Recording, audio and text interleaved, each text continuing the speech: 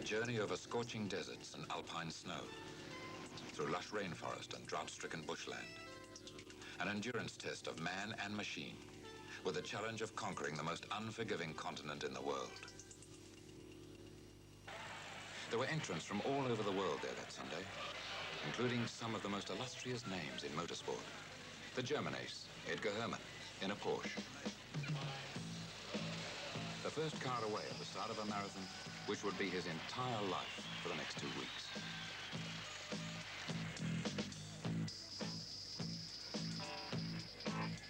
The Scottish farmer, Andrew Cow, the greatest long-distance driver in the world and winner of the 2 London to Sydney car rallies. Californian state champion, Steve Meisel, in a tough-looking Chevy Blazer. The Canadian rally team in a Mercedes, with Helen Fries as navigator, one of the 19 women in the event. There were cars of all shapes, sizes and makes. Minimotos, trucks, a 2.5 Riley, a 1948 Ford, a Peugeot 203. Well-prepared rally cars, and not at all prepared family cars. Some out for a drive around Australia's highways, others to prove that they could tackle some of the worst terrain in the world and still come out winners. Some people's rallies were harder than others. Triple Australian rally champion Ross Dunkerton in a Volvo didn't even manage the start without a hitch, an omen of what lay ahead on his troublesome trip. Marlboro Holden, Rothmans Ford, opposing companies, opposing teams. Race and rally champion Colin Bond with his super-fast Cortina, looking at that stage well and truly ready for the ensuing fight against the General. Racing champion Peter Brock, carrying that ultimate symbol of relaxation, a fishing rod. Making his debut in long-distance rallying, seemed relaxed and confident as he left the start.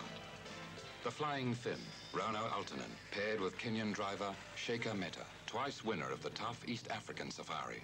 This Repco is 4 times as long for a start. Then the safari, we have detailed practice. We go around the route several times beforehand. There are no surprises for us as to where the rocks are going to be or where the sand is going to be, whereas the Repco, it will be a blind event for us. We're just going to beat the clock and the conditions, and this means that there might be a 50 to 100 meter stretch, which is difficult, and this might decide the rally, which sounds funny when you have 20,000 kilometers to go, but it's often just the one spot which is difficult, which might just cut you off it.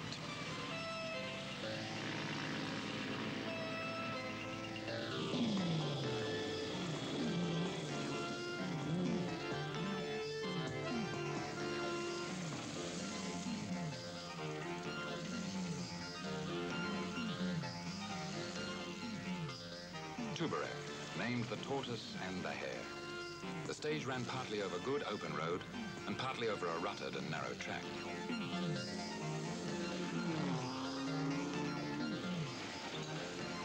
This first special stage was timed to the second and set the running order for the cars until they would be regrouped in Adelaide, in order of points lost. A muddy and sleepless 1,700 kilometers away.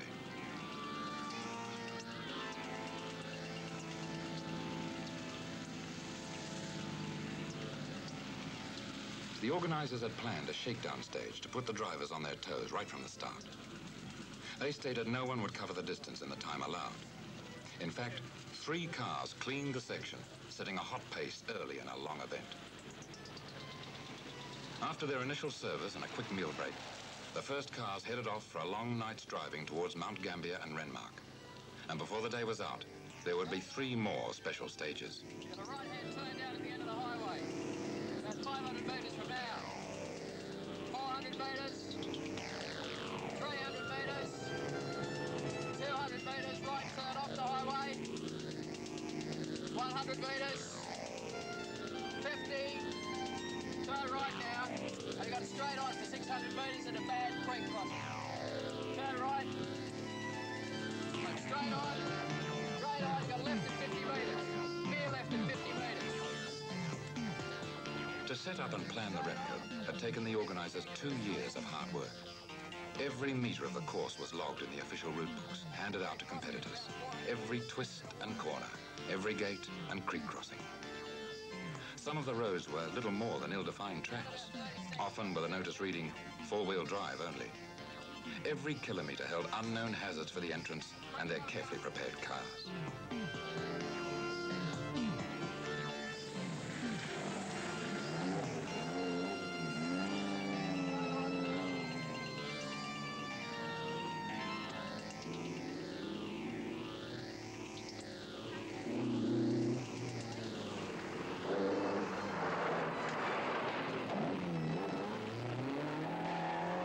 A professional rally car differs to the car bought off a showroom floor.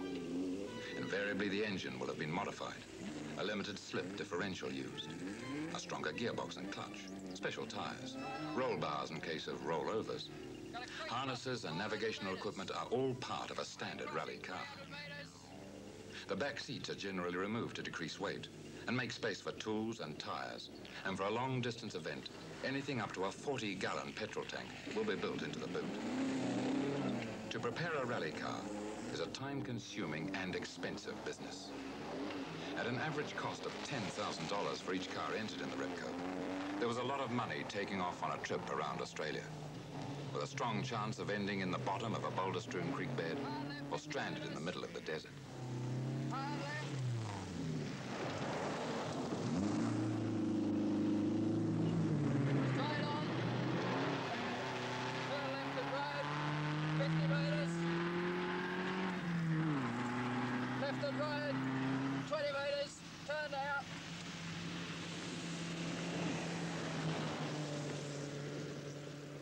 Every driver has a different method of coping with the more difficult terrain, particularly the hundreds of water-filled creek crossings which were part of the rally route.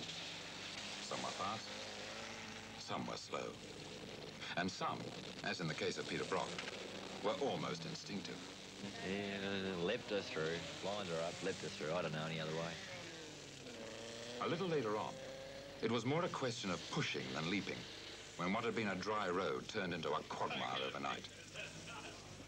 It caused a 60-kilometre glue pot of mud. So deep, Herman's Porsche had mud coming in through the windows. The mud becoming increasingly more impassable as each car got more firmly bogged. Cars lost an irretrievable amount of time, some up to 5 hours. A local farmer spent an entire day towing bogged cars out of the mud with his tractor, picking up a cool $1,000 for his pains. In our position in the front of the field, it's very difficult to keep an eye on the other blokes. You don't know what times they're setting. You can only sort of tell when they catch up to you what's going on. The early leader, Jeff Portman, was still holding off the factory teams.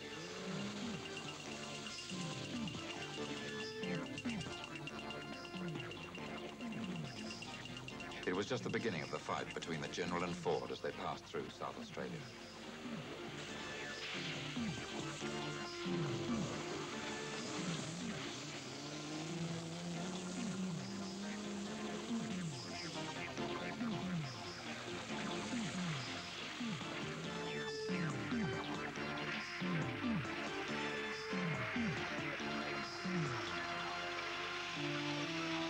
A little further back, Andrew Kahn was well placed, ready to move up when an opportunity presented itself. As was Doug Stewart, an expert long-distance driver.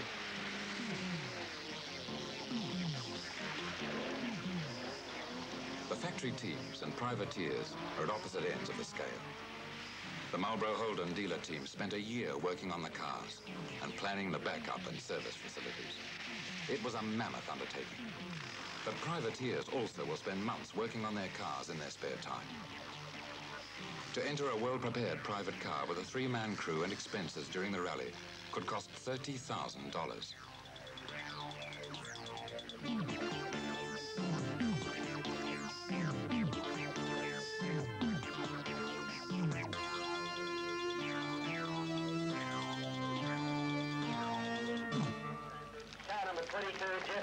Portman was still leading from Brock, Ferguson and Bond as they came into Adelaide. But for how long?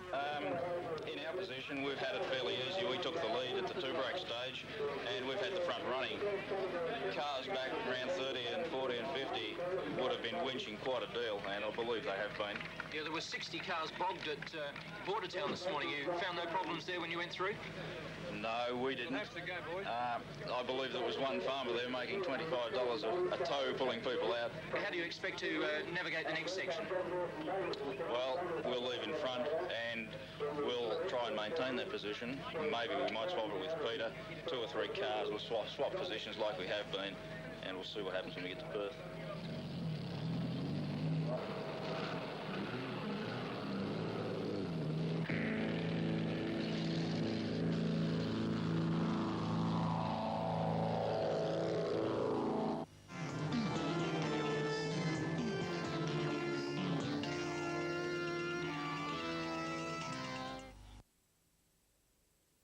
The hard way. With only 4 hours rest, and once more it was competitive almost all the way.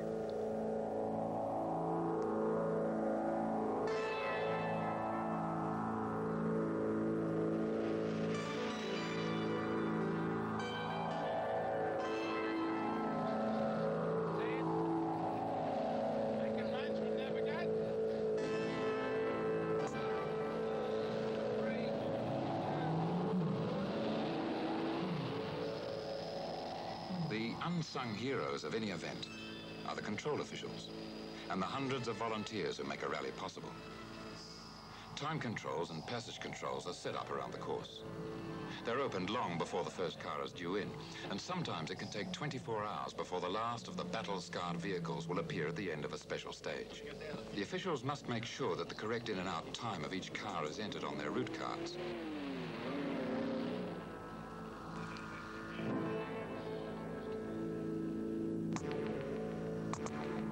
In the freezing cold, the heat, wind, sun and rain, Oh no, go away. they sit around with their thermoses and sandwiches. It's a thankless task, particularly when an irate driver is banging on the table shouting about the time he's been given.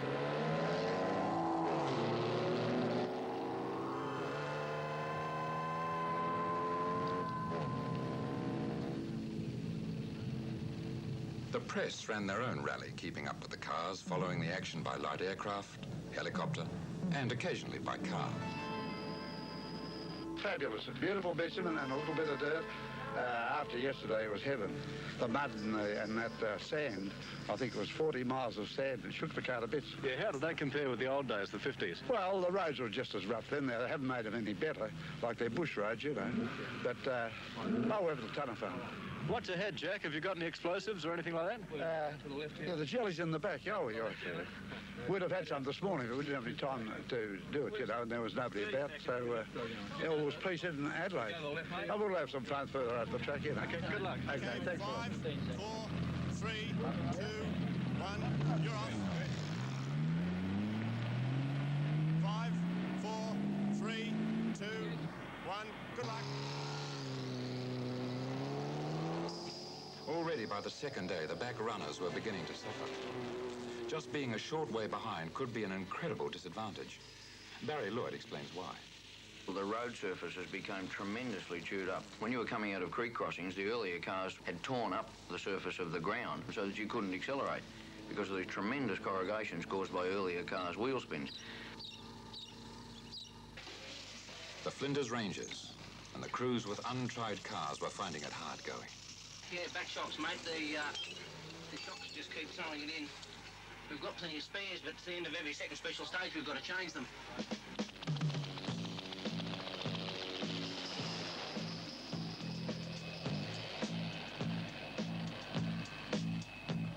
There were many gates around the rally route. Some pushed open, some fell open, some hardly opened at all, and some, as in the case of Ross Dunkerton, were bashed open, with a little help from amateur navigator Peter Mackay. There were 385 gates in this particular event, which had to be opened and closed. For not closing, there was a penalty. We were catching this car because it was not going as quick as we were, and each time that we came to a gate, the co-driver of the other car was just closing the gate. I gave the car a few more revs and hit the gate as the man was closing it, which threw the co-driver onto the ground. I ran into the back of the car, which was through the gate at that time, and away we went 2-3 kilometres up the road. Another gate, I said, turned round. Lo and behold, no Peter Mackay. When I'd hit the gate, he thought that he had to close it, so he jumped out. raced around to close the gate, and we'd driven off. So we had to turn around and go back and pick him up. And he was sort of sprinting his way to Maree, which was about a 600-kilometre sprint. It's easier for the men, I think, in the fact that they can get sponsorship easier than the girls can. But put it back down to our level. We've got full sponsorship, and it's made it so much easier for us. We'll have no trouble competing with the men because our car's as well prepared as any of the men's crews are. Everything's been special. Canbrook have been special because they're the only sole sponsors. We're one of very few all-girl crews. And also we've got a very special service crew, which are really good. I think it's just a matter of getting used to each other because none of us have crewed together before. I've got mother and husband at home looking after my daughter. We're going out there to be as good as everybody else and to certainly come back winners, hopefully. But unfortunately, the girls were one of the 40 casualties who didn't make it beyond Perth.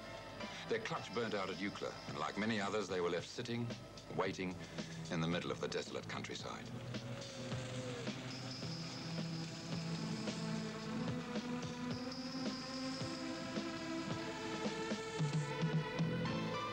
Kingunya, an outback country town suddenly swamped by cars and crews. Ross Dunkerton, whose car had caused him so many problems that he'd wanted to retire at Adelaide. We're off to Tarcoola now in 2 minutes to start today's daylight sections, and then all of tonight, tomorrow sometime we'll get to... is that right? Tomorrow sometime. Yeah, tomorrow sometime. And now it was on for the Nullarbor, a navigator's nightmare of winding tracks, through the Maralinga rocket range and along the transcontinental railway line.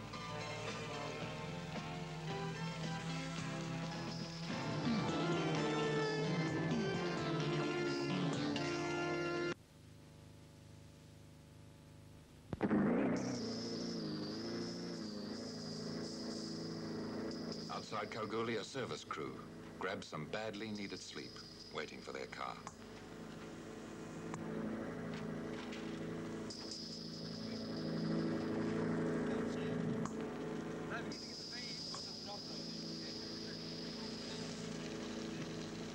The distances were colossal, and time seemed to go quite quickly as the event wore on.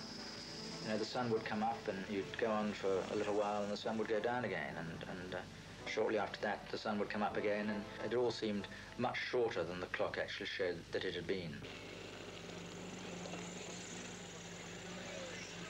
Portman had lost his lead across the Nullarbor.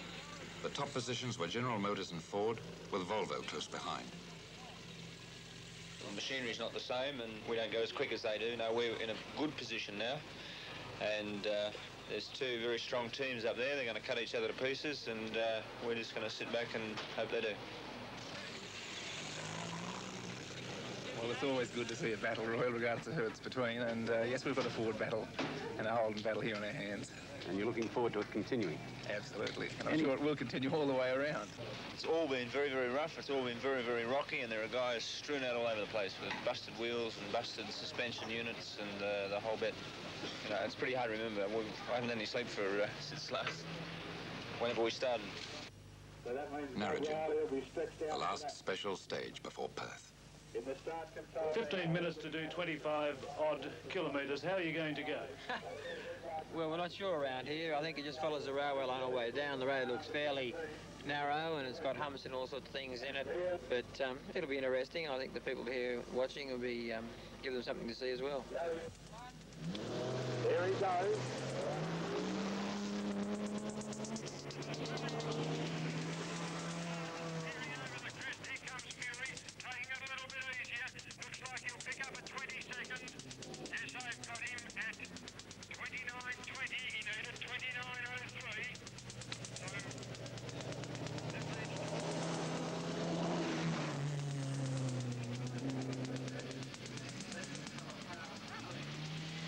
How would you compare this to the last big one you were in, the London to Sydney?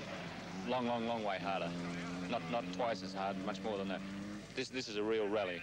The times, they can't make them any tighter than the legal speed limit, but what they do is pick worse roads. Perth and exclusion control. In order to stay in the trial, the cars had to reach Adelaide, Perth, Darwin, Townsville, Sydney and Albury within their time limit. And some of them were only just making it. Only the cars in front were getting enough service, rest and food. For the others, it was just a matter of hanging on.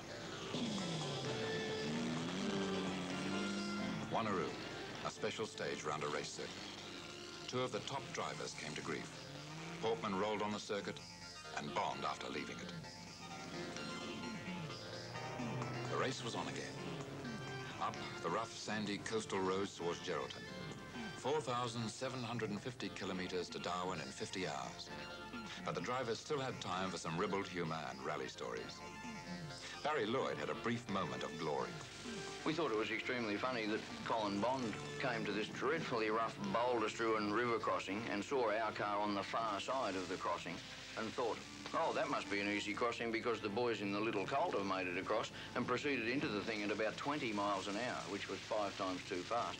And they leapt and crashed from boulder to boulder and finally expired in the middle of the river with water deluging all over their electrics.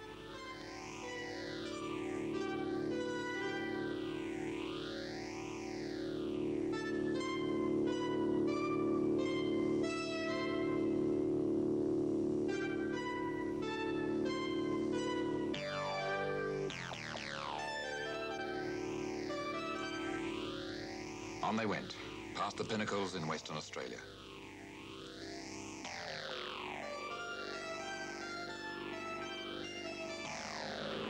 The rock-strewn tracks giving way to wide, fast roads where speed really counted. That was quick.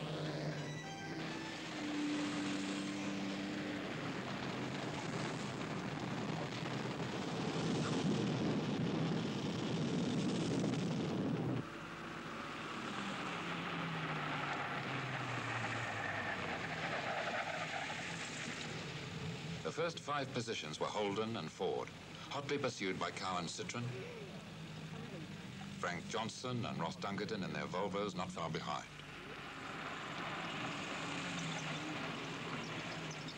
Police.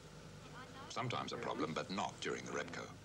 We had no trouble with the police force. They were all very for the event, and if we had been knocked off twice, we were excluded from the event. So it was a very careful thing when you were going through towns to make sure that you were doing the right thing. Doug Stewart, whose rally ended in the great sandy desert when a clutch lining disintegrated. Followed by a dispirited Colin Bond. Just after Wanneroo, we just took off and there was a T-junction. We went straight ahead at and rolled the car. The car was okay, except it, sort of pushed the roof around a bit and smashed the windscreen, but we lost 15 minutes on that section. So you're going to keep going with it? We keep going, but we've also got a problem with the steering rack's come up and hit the sump. And I think one of the conrods must be hitting it, so all we've got to do is just go somewhere and see if we can fix it okay.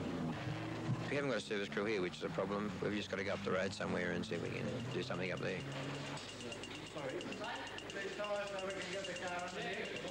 Geraldton. All 3 Fords up in the air. Frenetic activity as people work against the clock to get the cars on the road again. Engine mounts and suspension had caused all 3 to drop time, and the Commodores were beginning to assert their lead. By Port Hedland, it was obvious that many of the leading cars were in serious trouble. Only the Holden Commodores came through on time, hours before the next car. Our cars come through all right. We're in the process now of going through a lot of preventative service so that we don't have troubles, and I can't say much more than that on that section. Are you expecting it to be a lot easier from here on? No, it probably gets harder in my opinion. Even though the roads might get easier, it gets harder, especially if you're leading the rally. Cowan's rear suspension had broken. They were battling for 4th place. Yeah, it was ridiculous, that car number 195 should be allowed out on the section ahead of us. And we followed them for 350 kilometres, and we eventually got past because they stopped to put a can of petrol in. It's cost us 27 minutes.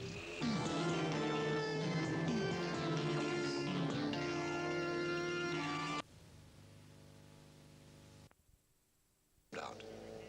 Bond, after making the Darwin control with 30 seconds to spare, was out. Cow and Citroën, lying 4th and ready to make his move up front, gave up the Ghost only a short way into the first stage when his drive shaft broke. The 2 rallies, leaders and backrunners, seemed to be worlds apart. Now, Andrew Cowan, I've known for years and been in the London-Sydney Marathon with him. I never met him once in a rally, not from the start to the finish. So last I heard, he was carving his name on a tree trunk somewhere. The hard and relentless pace. Everybody drawing on their last reserves for the courage to go on. Hallucinations. Monsters creeping over the windscreen and crazy kaleidoscopic visions. Every time the car lurched, I immediately came awake and made a grab for a non-existent steering wheel because I thought I was driving. We're coming up to a mountain in the distance. It was like having zoom binoculars up to your eyes. The mountain was going in and out, long distance, short distance, long distance, short distance. At that point, I got out of the seat.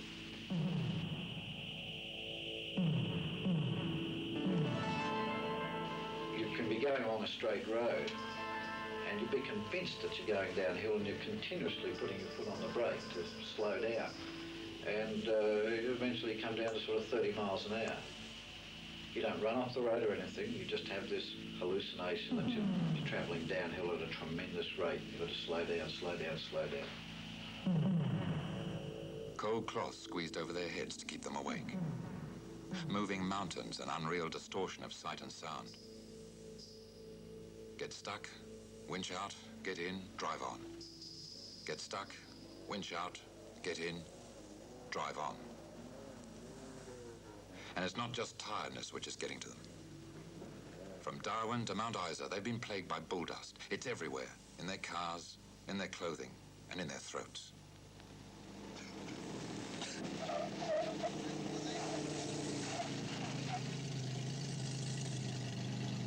We knew what we were getting into. You know, there's a lot of desert out here. We saw a lot of people out there who were in fully sealed vehicles, and they were as dirty as we are. You can't keep the bull dust out, no matter what you do. Oh, we got to turn around and go back? Holy mackerel. One car which seemed to have no problems with reliability was Bob Watson's diesel Peugeot, which chugged its way slowly but surely around the rally route, sounding very like a London taxi.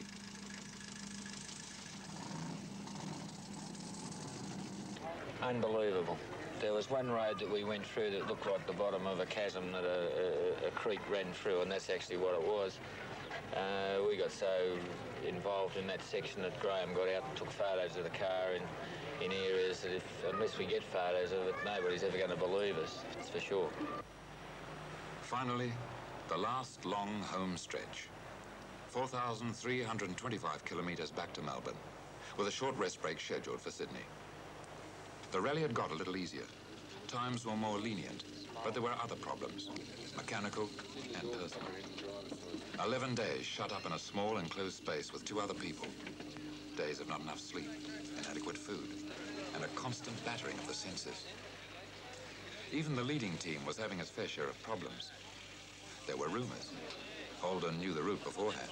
Red ribbons to mark dangerous corners, four-wheel drive vehicles at creek crossings. And now it seemed there was unrest in the camp. It was decided by the powers that be that I would reduce my speed and allow Barry Ferguson to catch up. And that did happen. I don't know if any of us are allowed to win. It's a very strange situation. I don't know if Barry's allowed to win or I'm allowed to win. I suspect Barry's more allowed to win than I am allowed to win. I certainly don't want to upset the apple cart by making the team suffer by someone pressing too hard and missing out on getting a 1, 2, 3. The crews were exhausted, and tension was beginning to show. White faces and burnt-out eyes. It was getting increasingly more difficult not to collapse as they set off down the coast. A car which was proving its worth was the three women in their Volvo. Barbara Beveridge, the driver, was in her first major rally, with a 6-week-old baby waiting at home. They'd lost a lot of time in the mud early on, but kept going, finally finishing 19th.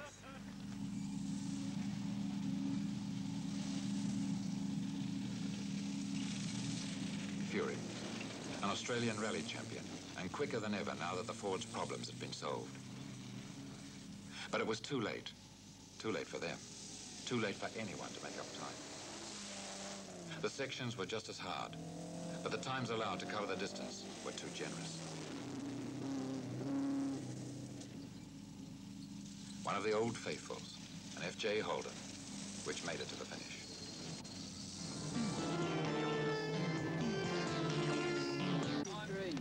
Tight sections run over closed forest roads in the dead of night and timed to the second. The sections were fast, but there weren't enough of them for Greg Carr, who was now making a desperate bid to close the gap between himself and the leaders. I think I'm enjoying it. I wish it would go a bit longer now. Now that we've got a car sorted out, we'll have more time to catch up with it. We're faster. We've got a faster car. It's just that we had a few problems. But you've left your run too late. Well, there was no choice. I mean, things broke and they broke. And it's only been until the last few days that we've got them fixed. With rallies, it's a way to sell motor cars to the public. Ford, Holden, and even Datsun spend a lot of time preparing those motor cars. The amount of work is unbelievable. The standard motor car, to try and do that event at the speeds that we were trying to do it wouldn't make it. The winding roads caused the downfall of early leader Jeff Portman and Doug Thompson. We speed off the track, mate. Why? Well, there was a triangle back on the road, and I think Jeff was driving. I think he thought there was a car around the corner, and he sort of braked heavily, and sort of went just straight off the edge of the road. This is the third time, though, is it? Second.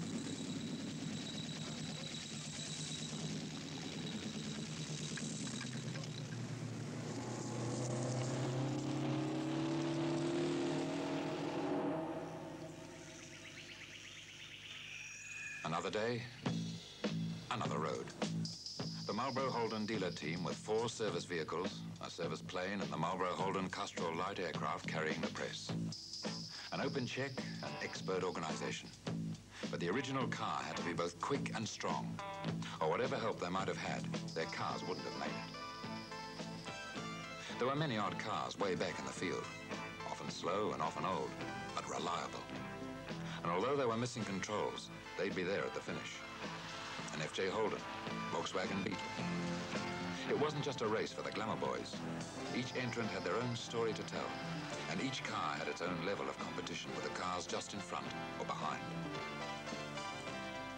The organizers had said that it would be an achievement to finish even without completing the course. And there were a lot of crews who would have agreed wholeheartedly as they headed off down the bitumen for a few hours' rest in Sydney.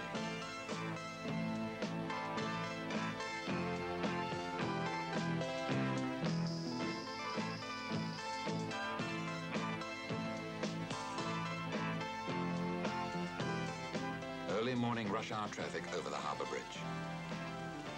The traffic had held up cars, and many had lost time on what was supposed to be a transport section. And sensibly, the organisers decided to delete the times from the score sheets.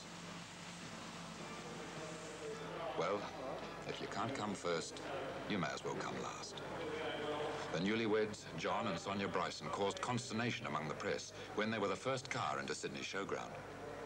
One observant newspaper reporter remarked that they appeared to have made up a lot of time overnight. John and Sonia came 96th outright, and were the last of the official finishes. But that was still ahead of the 71 cars who didn't make it back to Melbourne. The news media was not covering enough of the vehicles behind third place. All that people heard was Holden first, second and third, which a lot of people were interested in vehicles running further back than third place. A car running a short way back was the Mitsubishi Lancer of Ian Hill and Dale Loader. 7th with no controls missed and winners of their class. It was a tremendous effort from an underpowered motor car. Every race has its rebel, and the Repco had Jeff Portman. Yeah, possibly. We did push a little bit hard. Once we'd lost the lead and lost any chance of winning the event, well, we thought we might as well go out and win a few special stages anyway, so we kept doing that. I dare say we'll probably still keep winning a couple.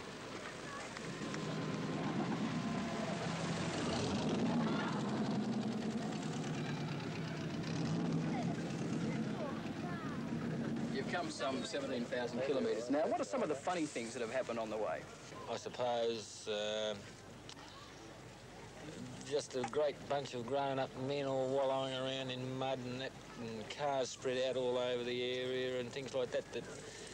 Like, you know, if our wives knew what was happening, they'd never ever have a go at us about going rowing again. I'm quite sure they don't realise what it's all about.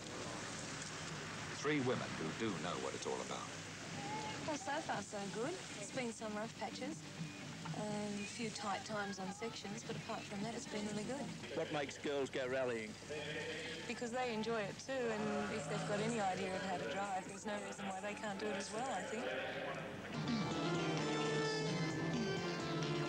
Nearby roofs to get a better look at the cars.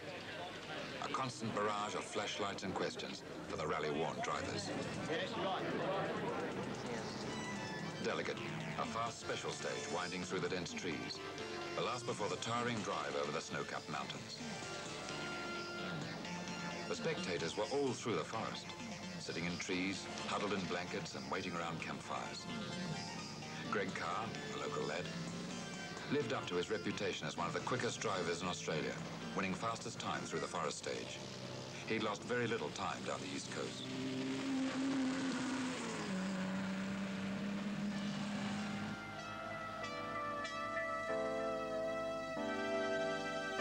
On to the snow. And now they've driven around an entire continent, through every type of vegetation, in 40-degree heat to below freezing. It's been hard. Harder than some of them could possibly have imagined.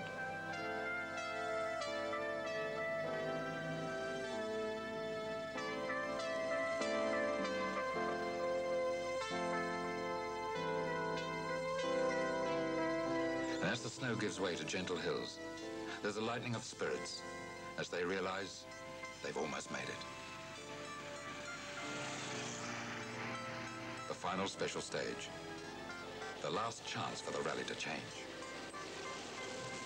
Each driver is taking it differently. Some quick. Others travel slowly and carefully through the slippery corners. Portman passes in his sad-looking car.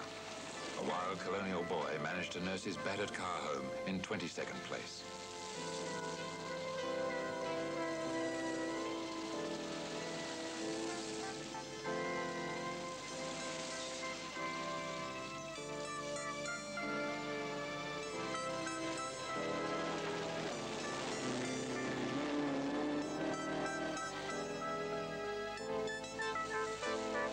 The Porsches finished 8th and 9th, and were the top two-man crews to finish without missing a control. Away through the mud of Bordertown, back through the rain of Beechworth. A circle of places, emotions and times. Friends won and lost, sadness and smiles, and a journey to live on forever in the minds of those who took part. A richly woven tapestry of a story which lasted 14 days.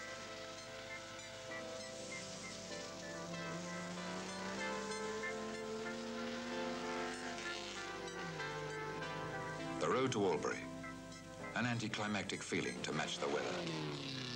Despite the tiredness, there's sorrow that it's over. Despite the rain, people have turned up in their droves to watch the cars come into the Albury checkpoint. Brock, the winner. Barry Ferguson, a long-time star, second. Meta, third. Fourth, a dispirited Ross Dunkerton in his Volvo. But he's managed it, an effort of epic proportions against the Holden team.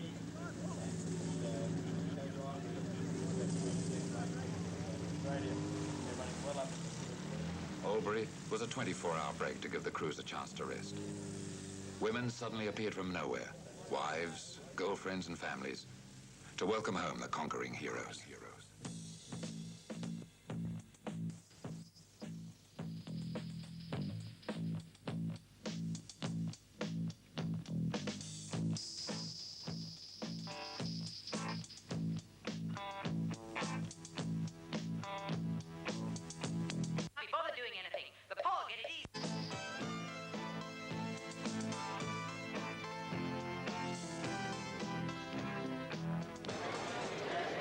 Just an absolutely incredible experience. Almost something that is indescribable unless you've actually experienced it yourself. You've got to have breaks so that people can get together, not stagger out, oh, Christ, if I've got to bed, I'd have to sleep. No, the rest of it was fabulous. If you want to get an endurance test out of it, lock them all in a room and let them starve to death so you can live the longest. It's the most incredible adventure that I could have ever wanted to be in. But it was a pity that it wasn't run on more strict lines because people were able to cheat like hell and get away with it. I I can only praise and say it was one of the best organized events I ever went into, if not the best. I'll give credit to the guy that mapped the course out. Fantastic.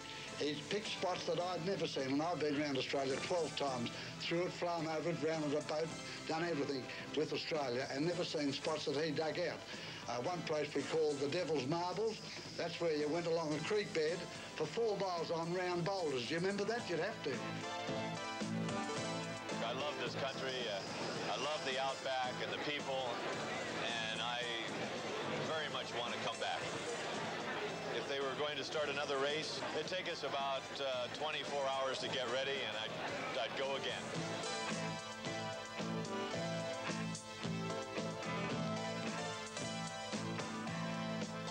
At the finish at the Melbourne Showgrounds, the main thing, I think, was to have a decent meal and probably a drink. A drink probably was the main thing. We'd been without a beer for something like 2 weeks, and being an Ochre Australian, one has to have a beer, so the first thing was a cold tinny.